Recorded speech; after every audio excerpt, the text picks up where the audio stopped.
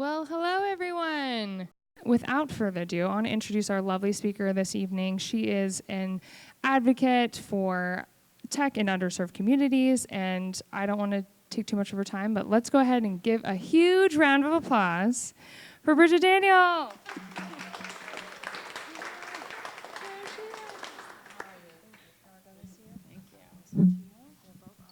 Hi, everyone. Thank you so much for joining us tonight. Special thanks to you, Brigitte. I'm excited.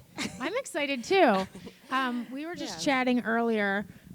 Brigitte and I have been orbiting around each other in Philadelphia for a while, and then have gotten to know each other a lot better over the past couple of years.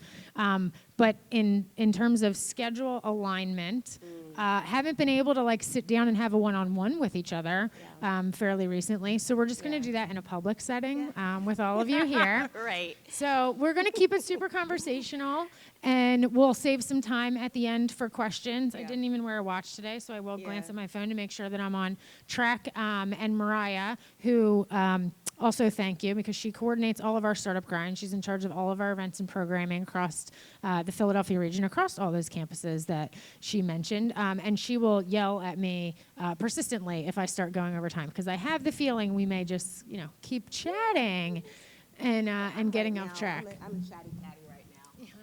Just because I'm feeling a little good. It's like we're almost midsummer. That is the thing. Yeah, it's midsummer time. So, this is it. Yeah. After this. And then it's fall, and then we're back. So I'm just And yes, and did you guys know 2019's over? Now you're scaring me into what's happening. Yeah, but And we have a lot of ground to cover because, usually I like to do a little intro of a couple sentences about who you are. A couple sentences will not cover who you are, what you do, what you've accomplished so far, and what is still on your path for what you want to accomplish. So that I think your intro will actually just be the better part of our 45-minute chat for things as publicly. You get to know Brigitte. Yes, yes, publicly. To share with the world. This is being recorded. Emily was cursing a couple weeks ago. And she was like, oh, there's a video camera. Oh, I can see Emily. She's fun. She is a force. Emily to be Bittenbetter reckoned is a with. really dynamic woman in Philadelphia. And I like her a lot. as Mariah was saying, one of the things that we decided to do for our chapter here in Philadelphia was May is a female-focused founder month for Startup Grind internationally, and we decided last year, why is 2019 not female founder focused for Startup Grind? So we've been hosting awesome females all year, and we're super excited to have you. I've seen the here roster. to talk. I'm excited and honored and just Pennovation. This is nice. This is nice to have this here. So how long has this even been, Startup Grind, have you guys been hosting it? We rotated around our campuses in Philadelphia. Okay. So we're here at least once a quarter. Okay. And we've had this building open. September will be our 3-year anniversary of actually being in this building. Kudos to you guys. 3 years being in Philadelphia and having a nice community built is good. That's a good thing to do. That's a good thing to say you have done. So. And we have a lot more work to do too in that front. It's never ending. Yeah. Work is never ending. But So let's go back to the beginning for you, because I think that context helps shape. In terms of being an entrepreneur, there's a lot of highs and lows, hurdles, and a lot of times things that shape you in terms of mentors and relationships can kind of build that. In Philadelphia, what I can easily call, and people relate to, grittiness to be an entrepreneur. By the way, just for audience poll, how many entrepreneurs in the audience? Yeah. Any budding entrepreneurs? Right. Yes. Good to have context on who we have here. So everybody will relate to some of those highs and lows. So let's go back to the beginning. Would you define that you grew up in a entrepreneurial environment? Absolutely.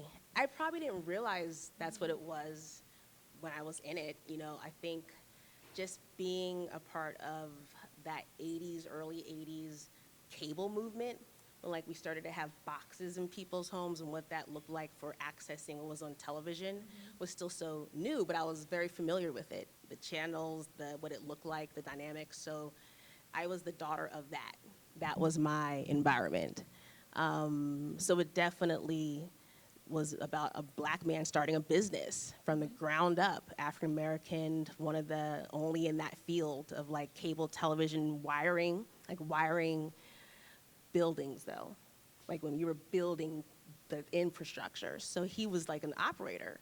So, you know, that history is all just bubbling up right now. And right now I'm still trying to figure out the pieces to it all, but it definitely was a very interesting foundation for, my passion and what I'm here, at least what I think I'm here to do. Part of what my life journey is, my purpose of why I'm part of this ecosystem. Still, And yeah. was that an upbringing of encouraging you to be an entrepreneur or setting you on a path of that, or just Little things. just exposure? I think so. Like I had a lemonade stand, absolutely. You know, absolutely. Couple summers had a lemonade stand. I had started on my own jewelry business, Rainbow. I started clubs, Rainbow Riot. You know, like but starting things, and then having a little business was, I think my father absolutely was like, my family was like, she's probably beginning to be her little business person. So yes, I think that was definitely, I've seen it. That's what was part of my upbringing for that. It's a big thing for me in terms of diversifying entrepreneurship, that I think a big and early step is exposure to entrepreneurship. Early. That if it's not Early. even considered as an option, Yes. then it's not Right. it's You don't not on the know. table, right? Right, You at have all. no idea. So just At all. exposing That's part of it. Underserved groups to Absolutely. entrepreneurship, that you don't have to be an entrepreneur. It is a crazy roller coaster, and it is not for everybody, but you can. It's just to have it as an option, I think, is really As an important. option, but also the ability to make a business model around being able to provide services to underserved communities. I think it's not for the faint and weary, but it feels so good to do. So, but making it successful, I think, is always the key when you're talking about bridging diversity gaps and serving underserved communities. That the income, you got to figure out how the income works, and then how you can still be, though, not just as they're not consumers, they're also engagers and being much more engaged in what they want to do. So yeah, I think it's absolutely a part of what we started to figure out. Right. Yeah, in the 80s, when those neighborhoods were also very different than they are now. That was a different Philadelphia. What those communities look like now is light years away. Yeah. So we still have the ability, though, to tap this, as the relationships are always organic and they always remain the foundation for the neighborhoods. So it's been interesting to see it evolve. Can you talk a little bit more about the evolution? Because I think you have an interesting perspective of seeing the family business from the outside, but then diving into it later as well, and saw that evolution over decades. So when I came on board 2006, we were just really getting into what internet access was to like public housing in different communities that needed it on a mass scale. And I think that was the time that it was starting to become a trend in term digital divide. That was part of what we needed to start doing for just the country and the nation of access. So for me, I definitely think that, when we're talking about building what that looks like for a business, that has been very helpful. And I think it's just a different perspective. And I think when I came on board, I knew that it wasn't just about internet, it was about so much more than that cable. So we needed to start having more opportunities around programming, and I think that started to become much more of a good business model as well. Because you're just not, buying, or again, you're not just selling, you're also serving. Right. And I think that's key. You can't just sell in underserved communities, you have to serve. That has to be the duality. Because what happens in Philadelphia is a lot of people just serve. They just take when they don't have to. Was that part of the original business model? Absolutely not. Like, no. No. That was just I think that was a leap that my family took with me to have as part of who we are, what we were becoming, what we should be. They just said, we trust that that's a part of it. So now I always look at that as a lens of a value add that our business can always be able to offer. Right. As an operator, even now as an entrepreneur, because we just had a big transition in our business. So now looking to see what that looks like and how we leverage that model to do almost the same model. I want to dive into that big transition as Yeah, well. yeah. But two-part question. Yeah. Was it the plan for you always to come into the family business?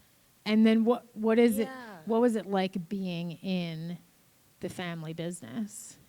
Like from the personal side. Oh, well, that's always interesting. And it's just a labor of love. Family business is a straight up labor of love. But so your question is like, how did Yeah, was that originally part of the plan? Like you It was go always away to back school. there. It was and always then, there. So I went to Spelman College. Anyone here Spelman College, HBCUs? Oh, Danielle Jeter, what? And you have Steph Humphrey in the crowd, FAMU, yes. Carter McClure, lovely man to have here at the Innovation Center. HBCU, so Spelman College was my undergrad, love it. Such a special place for building excellence of women of color, black women, just all types of black women. Every flavor, feeling black woman. And they just build them up to be excellence. So that's Spelman. I wanted to be a lawyer, went to law school. But in the back of my mind, I knew that entertainment communication, FCC, that kind of policy was still very interesting to me. And when I got to law school and saw all of the different, which I went to Georgetown, to Georgetown in DC, right during the time that George Bush came into power, like he became our president. So it was an interesting time to be in DC then, but DC is a great place to learn policy and impact, like what that looks like when you're talking about legislatively. And that has been a really interesting push. And when I did that, I was like, ding, ding, ding, my family business, access, love it, just fell in love with it. So then coming back to Philadelphia was just knowing that absolutely going to join the family and see what I can offer and see what we could do. Was that a well-received kind of disruption to the Probably family not business? to everybody, and I don't even know. No one ever really likes when somebody of the family comes back. and changes Girl, everything. The girl, right? The baby. So I did, absolutely. It's my family business. Like, yeah. Came back, and it's been a great experience, highs and lows.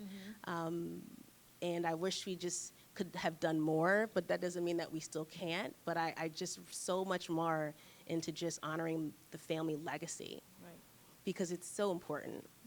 And we just don't see legacies anymore, particularly like underserved black communities. You don't see us really. Like there's a lot of legacy in white communities and Jewish communities and even Latino communities, and there's legacy in Asian communities, but we don't have a lot of legacy in the black community.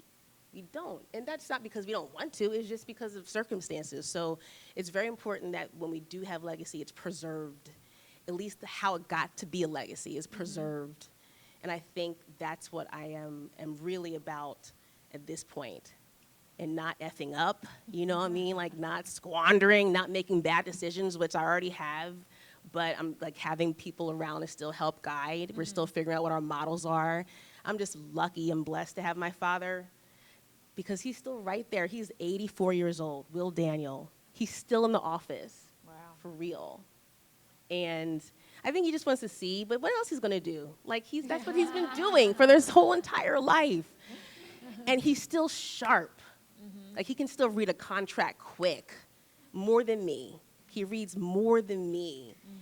So I'm just trying to learn that and be more, and just soak it all in. Because at 84, it's just, but I love him, and I'm just excited and honored to be in this position. So I'm just really prayerful and hopeful, but it's a good time. Yeah.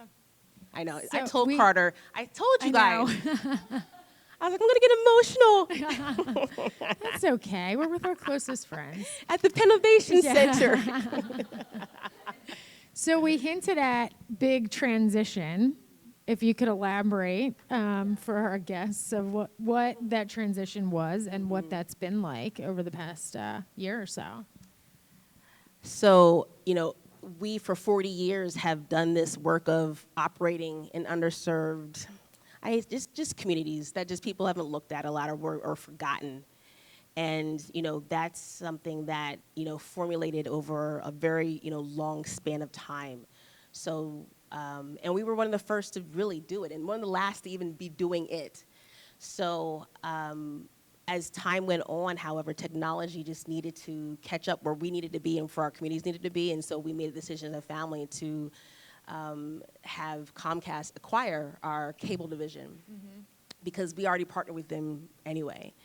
So it's a great move because the optics of having what I talked about, that legacy, right? There's not a lot there. And there's not even as much as it could be, but it's there. So the optics of having Comcast acquire that definitely was a good move, right? Because of who they are and what they say about what they buy, what's of value to them. So we had to take that we had to take that opportunity. I don't want to say take advantage because it's always ups and downs when you do something like that, right? But it was a good opportunity to exit that way. So now we are, like maybe 2 years out, maybe like 2.5, maybe actually like 1.5 too. So we're still transitioning, like absolutely. Ups and downs because it's different business model, right? Yeah. We're now trying to create new business models. So the transition has been a lot of just meeting new people as well, meeting Jen and being on the PSL board. Shout out to PSL. Yeah. Meeting great people, reconnecting with the community, finding out what's going on, ecosystem architecture, however we're calling it, being inclusive, innovative, whatever we're doing right now, which we should be doing. It's a good time, and I'm excited about being here in Philadelphia because I think I wouldn't be here if I'm not here, I'm here for something. We're still here for something. And you can't underestimate that we're in Philadelphia. Yeah. And it's Comcast. I know. That's a really big deal. Yeah. So when you talk is. about building a company for 40 years, building it as a family business, having an exit to a Comcast in Philadelphia. Absolutely. That's an incredible milestone. So I've been told, you have to start to message that, Brigitte. But in a good way, and I'm still figuring out what that way is, but I like that we're in that position. It just makes the pressure much harder to just can't F it up. Right. I have to read you something, and I wrote it down so that I didn't get it wrong. But this was in an announcement in Philly Mag about the acquisition. It referred to Wilco as, this is the sentence, quote, Wilco's influence on Philadelphia's business community cannot be overstated. Unpack that sentence for me, because I found like that one sentence like incredibly impactful in this article that was going through like linear timelines and other things and facts, but then that was thrown in at the beginning of a paragraph. Cannot be overstated. Cannot be overstated. Okay. Yeah. Influence on Philadelphia's business community cannot be overstated, and I think that was very nice. I think the Was that legacy Michelle? is part of it. Well, now I have to look up to see who wrote it. That might have wrote been down the thing. Fabiola. It might. I can look it up. Been It was a early 2018 Thank article. you for that's nice to hear. Thank you, Jen. Oh yeah. But what does that mean to you? I mean that means that what we contributed, what our value was. Like if you don't understand it, you should understand it. You should understand that that's an important, space, place, institution, respect, whatever it is that we need as an entity that added to the community. They did. So don't ever think that they didn't. Maybe that's what I got. If you didn't know, kind of a thing. Well, and that's what I wanted it to hear. But not like if you didn't know. Not like, no, it but should just be like that. But because sometimes I think we don't give ourselves more credit because I can tell you every day there's something else that just wants to just chop you down in some kind of way, just little things. But it's nice to hear and just get reaffirmed that, we all have a place and what that looks like. So I appreciate it. And I think in terms of entrepreneurship, one of the things that we try to do as 1776 is sometimes decouple entrepreneur from just like computer programmer, tech. Like you can be an entrepreneur in a lot of different ways. We're talking about it, raising a family. Yep. Right? Yep. Household, that's entrepreneurship. But in a way, it's all about management of people and you're creating your own sustainable model of how you run your home economically, socially, culturally, ethically, all of that. The team matters, resources. You're running a business, with people or yourselves or your assets or your buildings or whatever. But that I feel like in news and current events and people that are not ingrained in an entrepreneurial ecosystem, like a lot of people in the audience are, you hear about companies started 3 years ago, now worth $5 billion, gets this exit. And the stories of, we built this company for decades, we got the big exit, they are, to me, undervalued in terms of newsworthy stories, where you're going after hurdles year after year after year, and there's not just this like fast acceleration, take on a bunch of venture capital, and then just it becomes a lifestyle business, right? You have a lifestyle around. I guess that's what people have said. Oh, it's a lifestyle business. Which don't they say it like that? They like, do. Oh, it's a lifestyle business. Do. Which is also what I think of do. decoupling tech from just the entrepreneur, that tech-enabled entrepreneurs. So one of the things that we've found is we launched this Cherry Hill location. Right, I heard about that, and I was like, that's so interesting. You have to go there. I was like, really? One of the things that we stumbled upon was we have this founders market there where we actually sell goods from local entrepreneurs. Some that work in that space, some that are members at our other spaces. In the founders market, 80% of the companies are female-founded companies. I believe it. So, and they're entrepreneurs. I believe it. They are building companies. Women are. This is an interesting time that we're in right now for women. I know we've been like having a lot of just issues around women's rights, and even now like the team that needs to now get equal pay. Like there's so much. Was Megan Rapinoe, and I mean they're unabashedly like, we want it now. And we just need to ride that wave as much as we can for women, because there's a lot of things opening up. There's still a lot of things closing down. However, it's becoming, what we now need to know is that the value of women also to be family maker needs to also be valued. So there's a good segue, as we were talking earlier about. Doesn't get valued. Even when I've sat on panels and I get the like, how do you balance things, right? Like you always get that question. What's the work-life balance look like? And I'm like, because Jen runs marathon. She's like a Navy SEAL. She is, and then she has this family, and then she's running startups, and then she's like, I'm like, shit. You're very and sweet. Cursed, Thank but like you. you're doing your thing. You're kind of goals. I don't know if there is actually female Navy SEAL, but I'll put that on my list. Just use it. Run with. That's what I think of. But so I'm not going to ask that question to you of how do you balance everything. Yeah.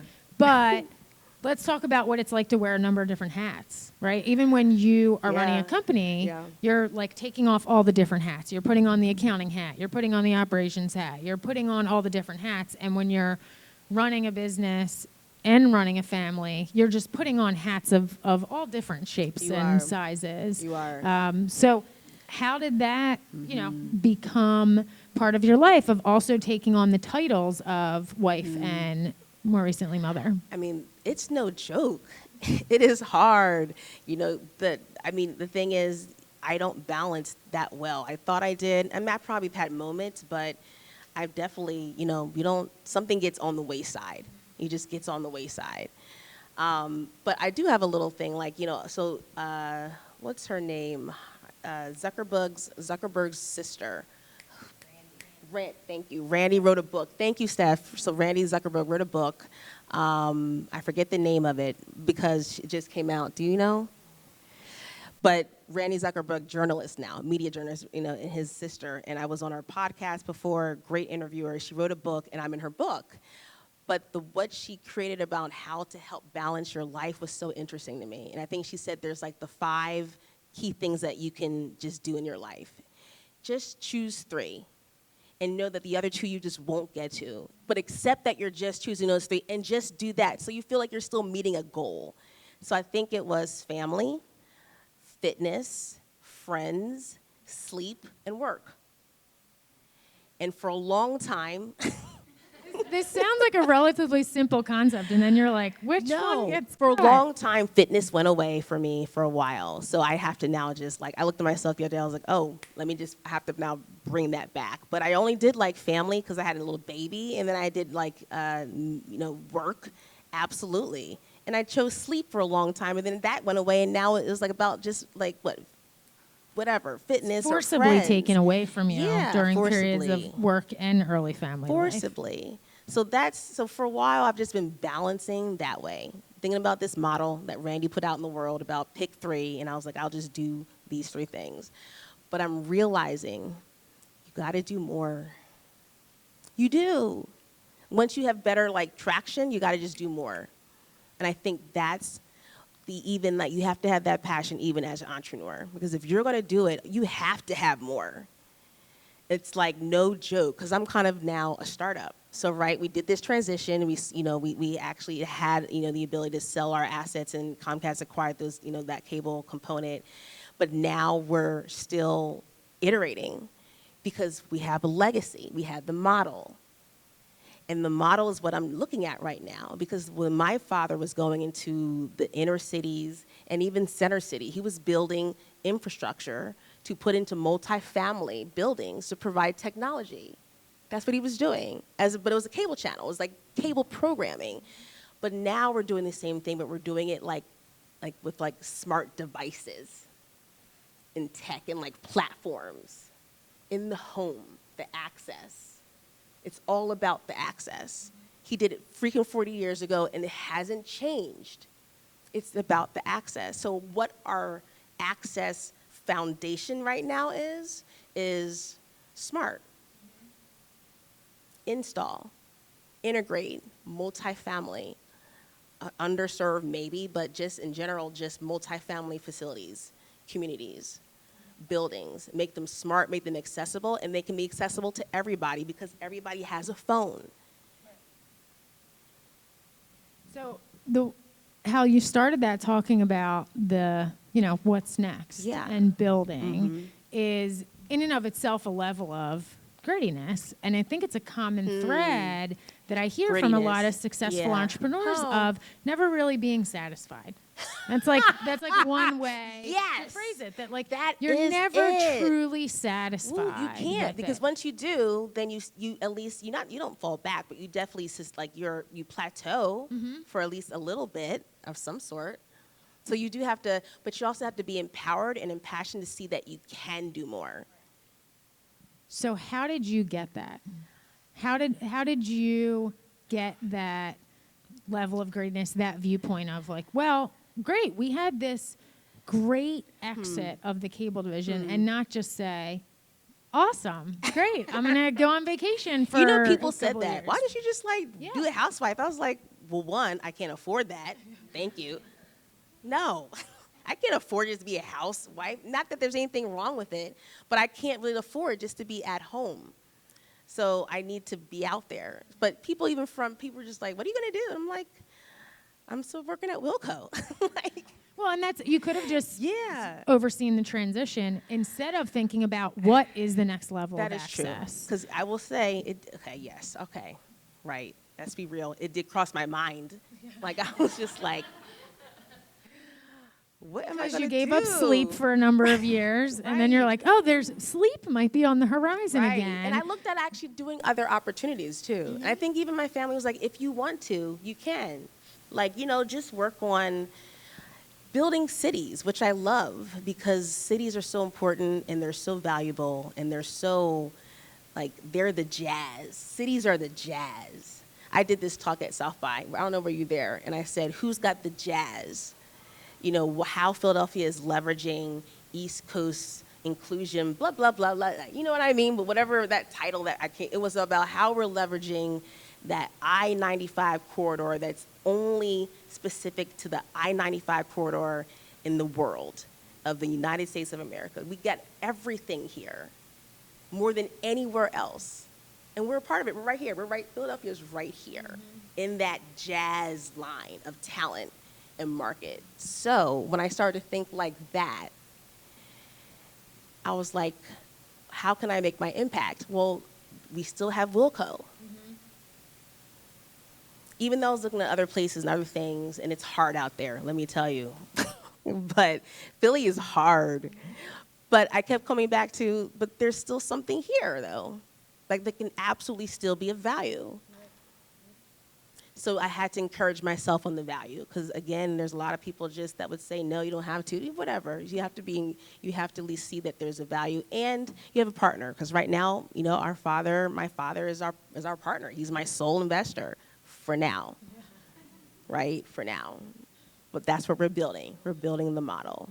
And consistent with the never being satisfied, you did start adding other things to your plate. So you're hilarious. Yeah.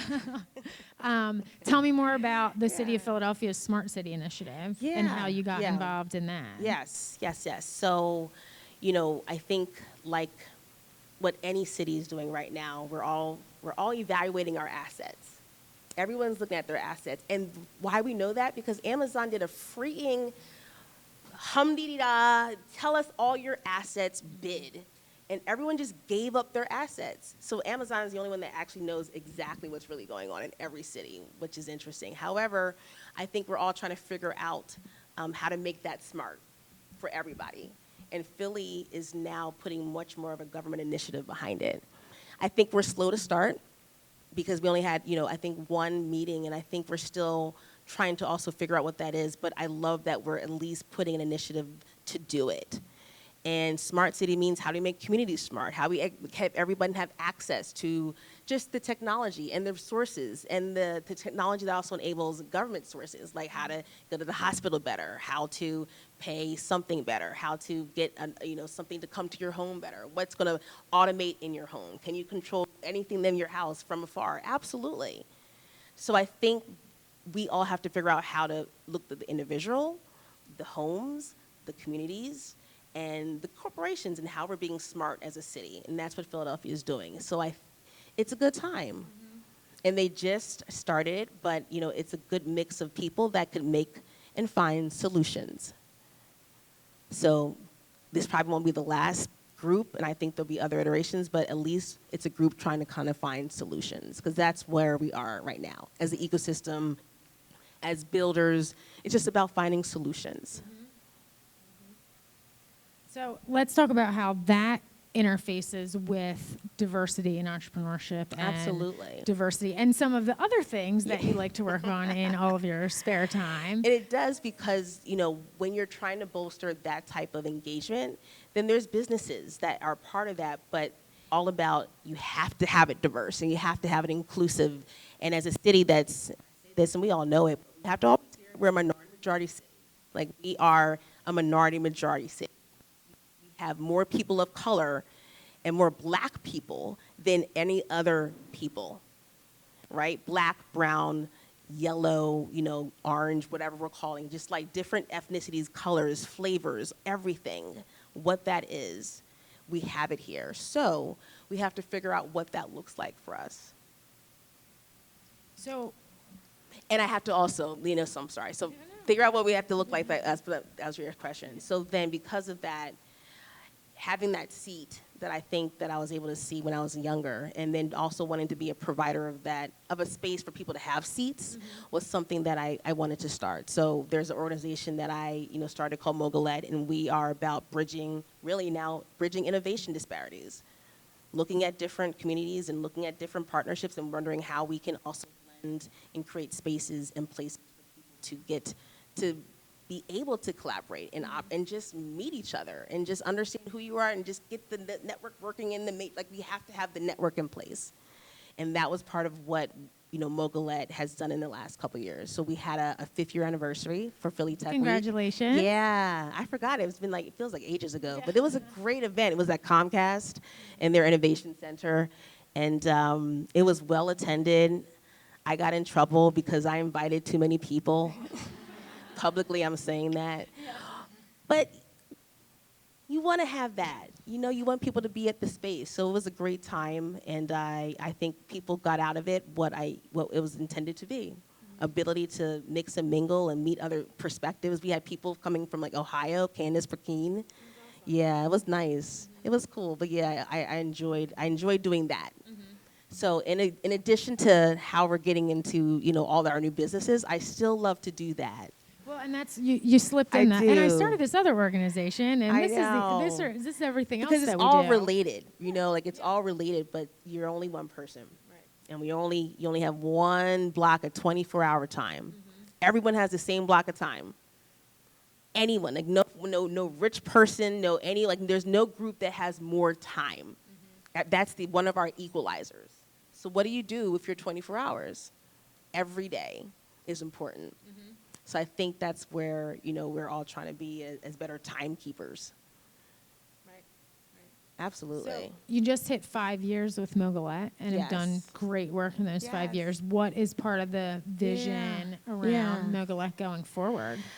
So, after this, we do a Woman in Tech program, like I said, we did at Comcast. And after this year, I think, even calling it, just technology can be limiting, because really it's all about business and entrepreneurship and access to whatever types of, sectors there are. And I think because I like to look at different sectors that are also just kind of cross-sectorial, but they yet still kind of operate solo, but they're still all interconnected. I think, that's something that we do well. So I'd like to still build on that model for Mogulette, yeah. And I'll broaden that. And you can answer this personally, professionally, or however they're intertwined. What are your goals for finishing out 2019, 5 years, 10 years? Oh. We might just only get to this year. Because life changes so quick. But ideally, for this year, I want to at least spend some time with my family, like just some time with just at least as much unplugged as possible, so I can really enjoy just being, away. So I'm hoping to have that as part of the summer. And then getting into fall, there's a lot of activities happening. There's definitely some new collaborative events taking place in Philadelphia. There's some new, kind of innovation weeks happening. So that's going to be interesting to be a part of that for this year and seeing what that looks like. I think there's something to be said about Penn being a center for also family engagement. I was having a conversation with dear Stephanie and Carter. We were talking about that. Pennovation could be a really nice place to have just a cozier feel to it that attracts people, that also attracts their families to see this. So that would be interesting to see. Can that be part of this end of the year? Doesn't have to be big. I'm pitching right now, but it can just be something you throw in there. Putting it on the record that this request is coming some hot in, chocolate Carter. or just some tea. Just make it fun but cozy. Anyway, that'll be interesting. But for me personally and family, but professionally, also working on the model for Wilco. We're going to hopefully, prayerfully finish this deployment we're working on. We have a partner named Stratus. I think you know them, Stratus, Felicity Mormon and her group, and Manny Young. And we are, very much a very, complementary partnership. So we're trying to make sure that we figure out what that is and hone that. So that's what we're doing now, which I'm really thankful for, because she has a really great space. And Stratus is doing their thing. If you don't know about them, definitely look them up. So you can tell her I said that. Yeah, I'm definitely excited for their future too. And their future is also part of ours, because again, it's a platform of technology that we are now starting to not just look at IoT and what that looks like, but just platforms of door access and security and surveillance, because that was also a business that we were also doing in addition to the cable for 20 years. Right. We've also been in that security business. So it's looking at the model of cable. It's just also leveraging that we already have relationships in multifamily security access and in different types of ways that you can, monitor and maintenance what you're looking at and collect data. That's something that we've been doing. So a lot of those, just to your point about how did you realize that would be part of where you're going, there were so many things there that was still left to do something with that I just couldn't just be nah. Those were 40 years of relationships and IOUs and, things that we now need to kind of, let's leverage this to what we're doing around inclusive innovation in multifamily homes, communities, making them smart but accessible to everyone, but definitely to different types, but definitely to everyone. I have so much more I want to talk about, and I just did a time check and realized it's my time to open it up for questions. Okay. But I'll throw it out there to everybody to start thinking about your questions, but I'm going to do what I call our lightning round with you at the end, which is just a couple rapid-fire questions. immediate responses.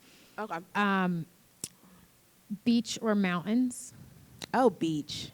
However, that's the thing about rapid fire. It's always like, however. I did this rapid fire with Steve Zarilli at the Science Center. It was this like CEO. I was interviewing him. I was giving him a hard time because he was giving me the however, but it is however. Mm-hmm. However, mountains, the air, the crispness, being in that green, that all of that just earth, I love it too. So I'm finding that to be a retreat, but the water, it's always going to be about the water.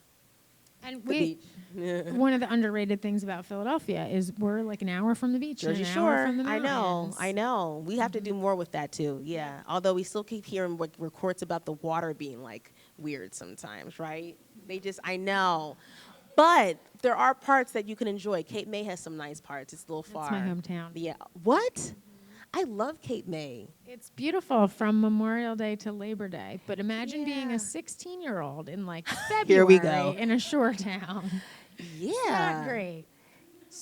For another story for another day. Wait, is there alcohol that you can buy in Cape May, or is that Not at 16. Well, no, but just in general, because you can't even buy like.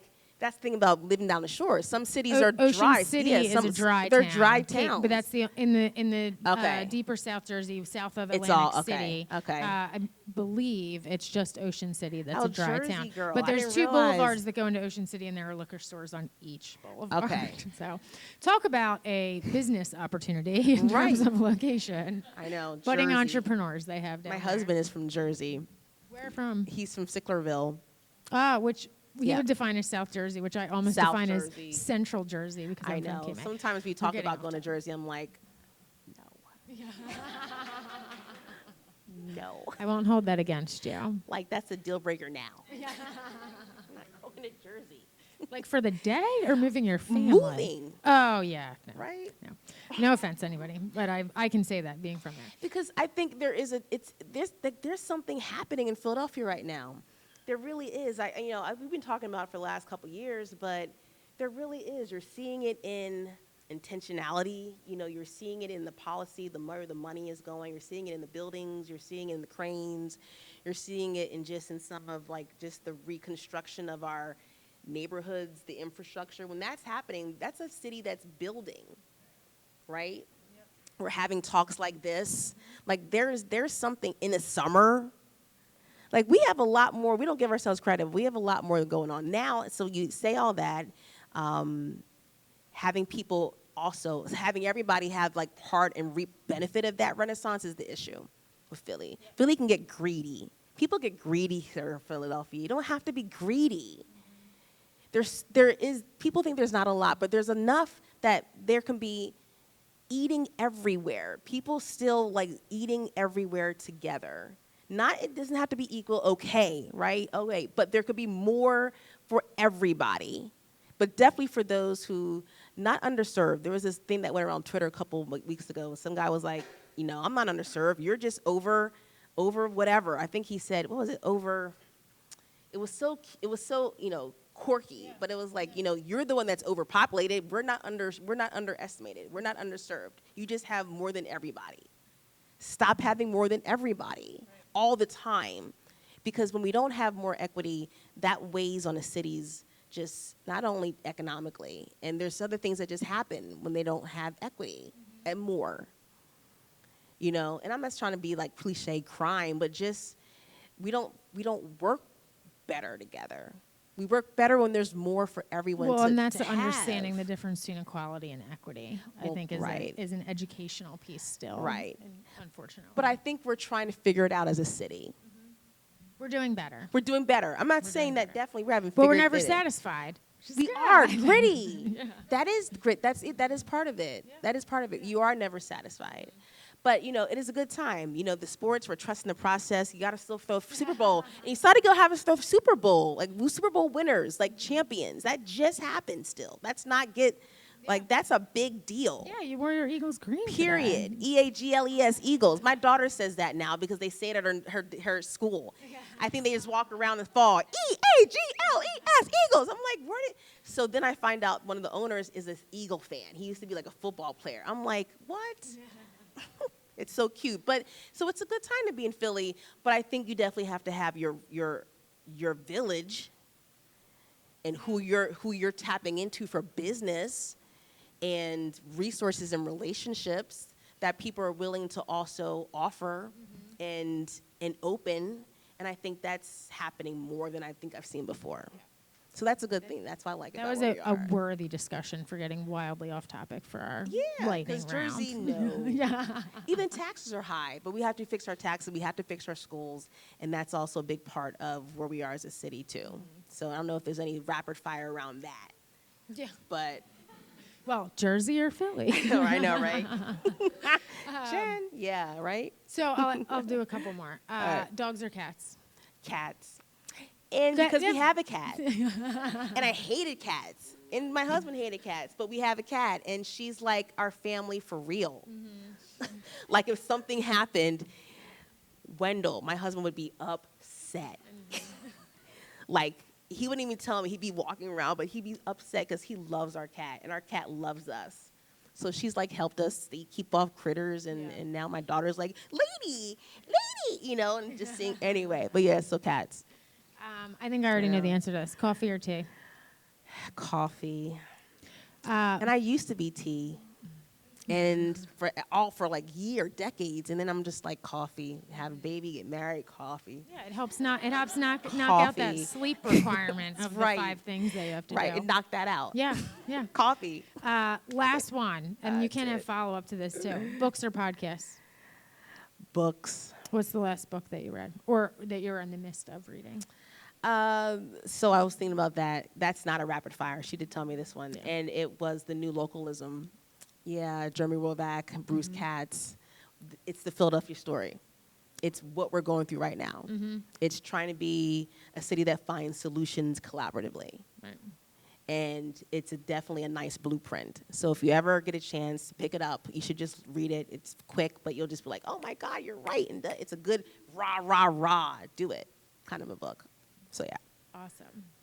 With that, I am going to open it up to our audience with questions. Genevieve has a mic that she will hand around. Hi. Hello. Is this on? Hi, Bridget. Hi. So I want to ask about the Comcast deal. Is this something that you sought out, or they approached you with it? And how did you prepare yourself, like, not mentally, but like actually on paper and all those different things? Absolutely. So I can't absolutely talk about the Comcast deal because it's our Comcast deal. And I think that definitely is, an experience that, we're just keeping to ourselves for no bad reason, just because it is. However, I think when we started looking at just who we were as a company and our partnership, it was a natural fit to want to be a part of that Comcast optic of acquisition. So yeah, I think it was just timing. It was just timing. Yeah. I didn't think I was going to need this, but all right. I'll take First it. of all, I want to Hi. applaud you for not just being an entrepreneur, every entrepreneur in the room, because it's a very risky endeavor to be on. Yeah. I can't relate to that because I have a job that pays biweekly, so it reduces Yeah. some of the risk element of it. But I also want to applaud you for being a person of color and wanting to serve communities Yeah. of who aren't as represented in the community. But my question is a Yeah. little unrelated to that. How did you balance between being an entrepreneur, your father started this business, you carried it forward throughout your life, and you had a vision for it, so that Yeah. versus the benefits of an acquisition, right? Okay. Because for many entrepreneurs, that is the definition of success. You start something, you sell it Yeah. off, you make a decent amount, and Yeah. then you do something else. So how did you balance those two elements? Like doing it around the same time? Like having to do choosing both? to go with the acquisition versus carrying Okay. forth with this business model that you and your father had Oh, started. got it. So in order to do one, you had to do the other, right? Yeah, that's just general, so I think when you, like you just said, your example, people look at the exit as, oh, you got this exit, you get, you're Mark Zuckerberg. No, you're not. You just have money to do something else. That's what that means. Exits are not you chill on a beach, at least not in our family, right? You're not just chilling, although they should make you comfortable. They should give you some cushion, padding, foundation of something, God willing, because it's not easy out there for the acquisition, but definitely, if there's just fairness and respect, it helps. But that's what an exit does. It's another level of who you are as a business. It doesn't mean that you sold out. It doesn't mean that you sold off. It doesn't mean that you're gone. It doesn't mean that you're irrelevant. It means that you have ascended. And that's what we did. And I think that blessing to have ascended is something that I'm holding very, very, very just dear. And that's what's pushing me to just do the other business model. Because I can't just leave it there. We're never satisfied. There's like stuff here. We got stuff going on. We got partnerships. We got a name. We have a model. We have a legacy. We have the ability to get resources and money. And we also have an impact goal all the time to make it accessible to everyone, because that's what platforms should do. It should be accessible to the masses. So I think that's why it's exciting. But is it hard? Absolutely. Am I scared every day? Every day. I'm like, oh my God, because what I kept saying, I just don't want to F up. You want to just do yourself and your city and your family proud. But there's stuff there. So I think we couldn't have done one without the other. We needed to have the ascension. Mm-hmm. Thank you so much. I'm Michael. I have Hi. 2 quick questions. Yes. One would be, what is your biggest and wildest dream? And the second one would be, if you could completely change one thing about the world, if you had the opportunity to do so, what would it be? Oh, Lord. Are you serious? It's like and what would be your superpower? Right. Oh, my God. All right. You're going to have to just repeat them one at a time. Yeah. Biggest, wildest dream. Well, okay, I'm going to be cliche and say, well, this is where I am right now, because we got to always dream big. But what I would love, and my husband actually just walked in. That's him, so I've been talking about you. Yeah. Wendell. I would love to be able to be with my family and live abroad somewhere and live innovating and like working and like being able to travel wherever I want to be and have my family with me. And we can just expose like my daughter to everything with money to do that, and time, and the ability to just like travel, innovating, meeting people, and creating like a global network of people who are trying to build communities in a way that looks at like the people that have been overlooked. And that would be great to do that for a long period of time and to be able to do it, capital free, debt free. Because when you travel, you learn about difference in every way, and difference is what makes you dynamic. And that's what makes technology universal, and that's why innovation is so important. You have to know difference. So if you get a chance to learn difference around the world, who are you? You bring a lot. So yeah, that's my dream. I got passionate. You helped me just formulate with that, because I wasn't even thinking about that. But traveling with my family, my loved ones, innovating, and everyone's doing their thing, and then we're all learning and bubbling and creating, oh my God. But doing it without any debt or responsibility or money issues. So yes, so that's my wildest dream. And also doing that and making money at the same time. Because you got to do that as well. You got to have the business a part of that. So yeah. Right. Oh. All right. So there was I want to put this out there. There was an HBCUs, right? Spelman. Everyone knows about Spelman. We have some HBCU alumni here, Morgan, so Morehouse is also a very prominent institution for African American men. And like Spelman, literally across the street, about building excellence. And they recently had a graduation, and there was a black billionaire in the room. Robert Smith. And Robert Smith, in a course of him giving his honorary degree speech, he said, I'm going to pay the debt of the entire class of 2019. The debt. That is huge. Not the scholarships, the debt.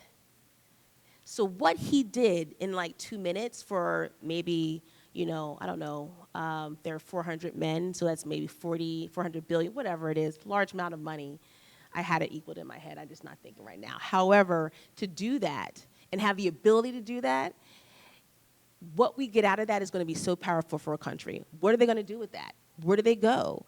Is that a model? So to your point about what might save the world right now, and actually is not even unrealistic, is the ability to have I'm thinking underrepresented communities or, minority communities, but definitely African Americans need to have the ability to have their school debt wiped out. Like African American youth that also want to go to HBCUs, which we need, they have to be able to have their debt wiped out. That's the layup. That's the exit in a way, right? You have a foundation. That's part of just changing the world. And that's not even unrealistic. That's just government funding, whatever. We give it something, put some requirements. Not everybody can get it, absolutely not. You have to have some type of criteria, but it's attainable criteria. It's raise the race criteria, right? To get your debt wiped out for your under school, whatever, graduate school, that's on us. But undergrad, that should be on the new localism. That should be on that. That's economic development. That could change the world, and that's not even that's not even out there. That's just people coming together, putting up the pieces, and putting out how do we provide capital, resources for people who haven't been included. That should be included because they gave up a lot in history to build this great nation. Everybody did.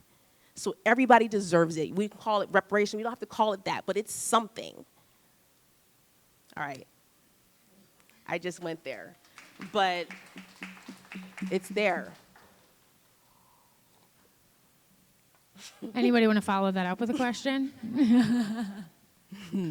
Well, with that. Danielle, so Danielle, my Spelman sister, I'm so glad you came. Jeter. I'm so glad that I could be here to support you and see Thank you, you. my Spelman sister. I saw your name on this event. I said, I'm coming. Yay. So I wanted to ask you about, as far as like management of your team, like how many people's on your team, and like what do you do to keep your team motivated? If money is not an object, like how do you keep them motivated and point it to the mission and the vision? It's hard, but it's critical. My dad had a way to do it. He did it really well. I'm trying to figure it out still, but teams are so important in every way. Just even for anything, it's the team. And I've been having team challenges starting out, like. Mistakes have been made. We had people that probably should have not stayed as long. Like, we're just trying to figure out what the team looks like. But once the team is in place, yes, the team's important. So still trying to figure out how to create attraction to get more good people to come to us. And we are looking, by the way, we're looking for anything that creates or that wants to be a part of an accessible, interesting, integrative company that looks at technology and community and engagement and economic development. And we're in people's homes. Like, we're what people are going to be using every day. So if you are interested in working with us and building on that vision, that's my pitch. Thank you, Danielle. Like, we're looking for some really good talent that, we're about sharing. So we have to make that clear. Like, it's not about being greedy, we're about sharing, but we have to reach the goal so that we can all share in what we know we have to offer. So we're looking for people that are doing that. And it's been hard to build that. And I'm still working on that every day. But the people that know how to build teams, they can build anything. You put them anywhere, they can build anything. That's what I'm trying to be. 5-10 year goal, boop, boop, boop, boop. Yes, I want to be able to build anything, right? You want to be able to build anything, your home, your love life, whatever life. You want to build your business, your whatever you want to build, your fitness plan, you're wanting to have a family, like what your dream is, you have to be able to build it. Not just business, anything. And I think that's what I want to be. The ability to have anything that I want to build, and also teach my daughter how to do that too. That's their ding ding, Pennovation family night at Pennovation. What? Teaching families how to build. Period. Build anything. Penn, Steph, Carter, seriously. That is something here. Because that's all you guys are doing. You guys are just building here. Anyway, so yes, being able to build. You're amazing, Bridget. With that, everybody give her a round of applause. Thank you so much for being here with us tonight and taking time out of your busy schedule to hang out with us. This was needed midsummer. Thank you. Our midsummer break. Yeah, and thank you guys to everyone here for joining us tonight. Looks like there's some pizza left over and there's some drinks, so feel free to hang out and make yourself at home. Right. Thank you guys for coming.